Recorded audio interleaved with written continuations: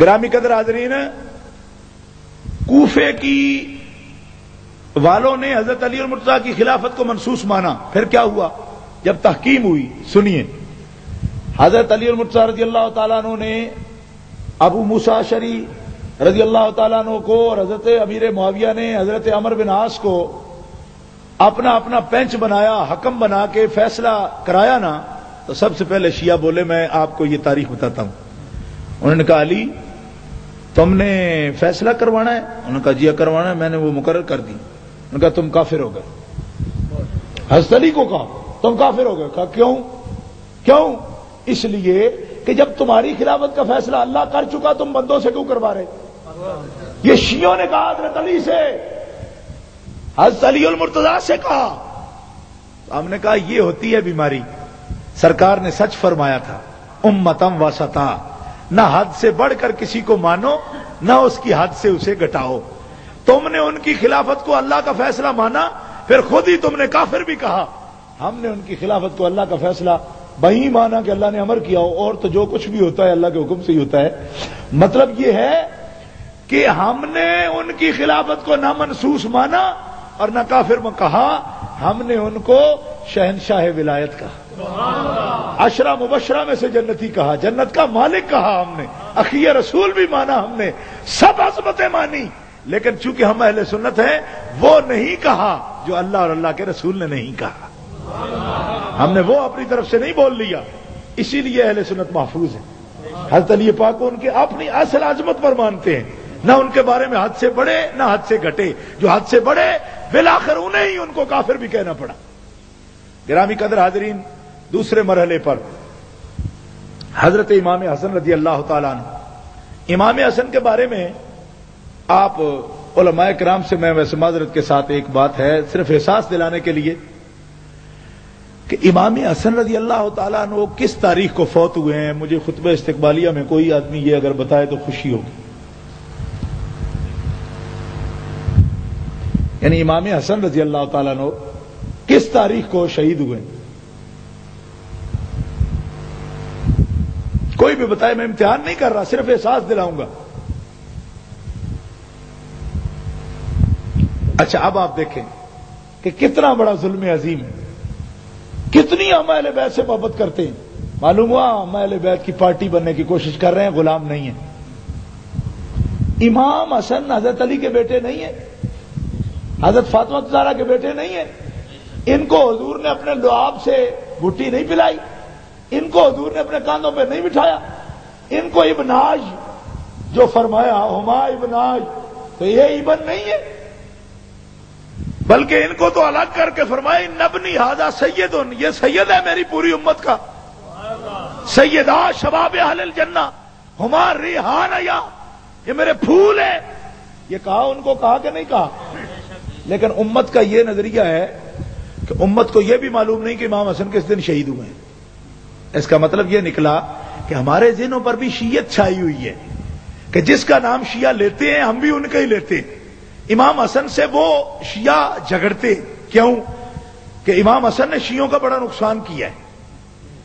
وہ اپنے 12 اماموں میں جو امام حسن کا نام لکھ لیتے ہیں نا، یہ بھی مجبوری کی وجہ سے کہ وہ انکار کر نہیں سکتے، ورنہ نہ امام حسن کا جلوس، نہ امام حسن کا جلسہ، نہ امام حسن کا کوئی امام باڑہ، نہ امام حسن کے نام کی کوئی شے، کچھ نہیں. وہ مجبور ہے امام حسن سے. یہی وجہ ہے کہ انہوں نے کبھی ان کا دن نہیں منایا. اور آپ تو لکیر کے فقیر ہیں سرکار، جو کوئی کرے تو آپ کر لیتے. 10ویں نہ مناتے ہوتے تو شاید آپ کو بھی 10ویں محرم بھی یاد نہ ہوتی. کیوں؟ یہ میں اس لیے سچ کہہ رہا ہوں کہ امام حسن حسین میں ہمارے نزدیک کیا فرق ہے، بلکہ امام حسن نے زیادہ عرصہ حضور کو دیکھا ہے. ہمارے نزدیک اس اعتبار سے امام حسن اپنے بھائی سے افضل ہے. وہ پہلے جو پیدا ہوئے ہیں حضور کے ساتھ گھڑیاں جس کی زیادہ گزری وہ زیادہ بہتر ہے نا.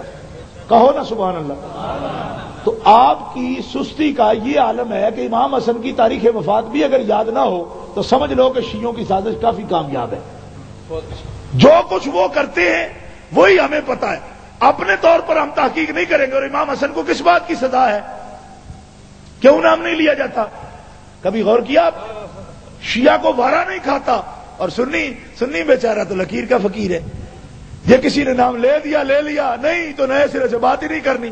آخر سوچو، حضرت فاطمہ الزہرا کے سامنے اگر کوئی یہ بات کہے کہ تمہارا بیٹا حسین تو ٹھیک ہے ہم ختم بھی کرتے، حسن پاک کا کوئی پتہ نہیں ہمیں، ان کے ختم میں ہی ان کا نام لیتے ہیں، اپنا تو ان کا کوئی دین ہی نہیں ہے۔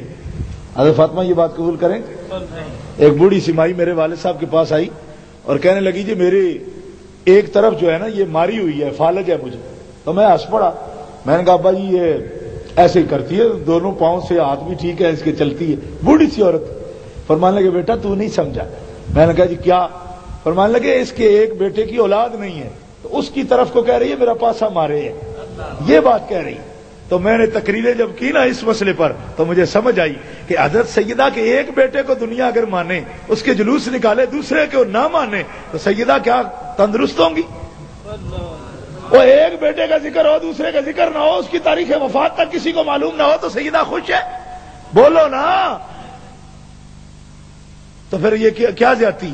شیعوں نے یہ زیادتی کیوں کی؟ پہلے یہ سن لو، امام حسن سے یہ قصور ہو گیا کہ نبی پاک نے فرمایا تھا میرا حسن سردار ہے، میرا حسن سردار، بخاری شریف، حسن میرا سردار ہے۔ کس بات کا سردار ہے؟ فرمایا لعل اللہ ان یصلح بہ بین فئتین عظیمتین من المسلمین، جب مسلمانوں کے درمیان، دو مسلمان جماعتوں کے درمیان خون کی ندیاں بہہ جائیں گی تو میرے حسن سردار ہے، اس کو رب نے یہ حوصلہ دیا ہے کہ یہ خون کی ندیاں بہ چکی ہوں گی لیکن یہ درمیان میں کھڑا ہو کر دونوں کناروں کو ملا دے گا، یہ صلح کرا دے گا، اس بات کا سردار ہے۔ اسی کی سزا ملی امام حسن کو، کیا کہ شیعوں نے کہا اچھا تو صلح کرتا ہے معاویہ سے، ہم تیرا نام ہی نہیں لیں گے، ہم تیرا نام نہیں لیں گے، اور انہوں نے چھوڑ دیا۔ اور صرف اس بات پہ چھوڑا نہ، کتنی سزا دی۔ ملا باقر مجلسی چلاؤ العیون، شیعہ حضرات کا مجتہد، 600 کتابوں کا مصنف ملا باقر مجلسی اپنی کتاب جلاؤ العیون میں لکھتا ہے کہ جب حضرت امام حسن نے صلح کی حضرت معاویہ کے ساتھ، او سخنا معلومی شود کہ با معاویہ صلح کند و خلافت را بہو گزارد، بس ہما برخاستن و گفتن او مثل پدرش کافر شد، خیمہ حضرت را ریختن، اسباب حضرت را غارت کردن، حتی مسلح حضرت را زیر پایش کشیدند۔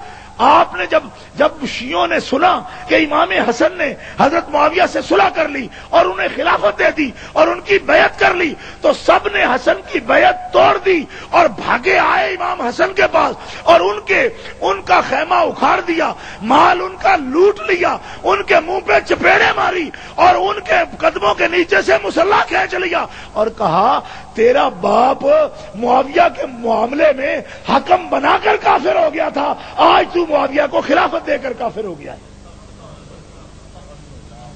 حوالہ یہ اگر ملا باقر مجلسی کا نہ نکال کے تو جلاؤ العیون سے، جو چور کی سزا میری سزا۔